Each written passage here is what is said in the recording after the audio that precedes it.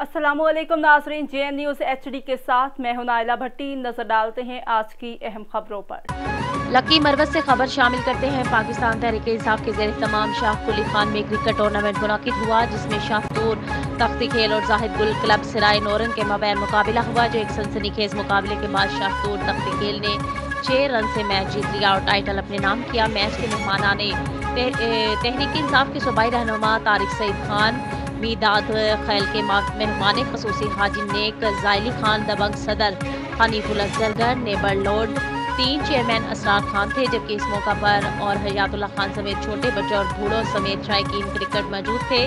Match के अख्ताम पर मेहमान खसूसी हाजी नेक ज़ायली खान, नेबरहुड 3 नौरंग के चेयरमैन असरार खान और दबंग सदर हनीफ खान ने फर्स्ट टीम को 3000, सेकंड टीम को 2000, जबकि टूर्नामेंट कमेटी को 15000 नकद इनामात देने का फैसला किया।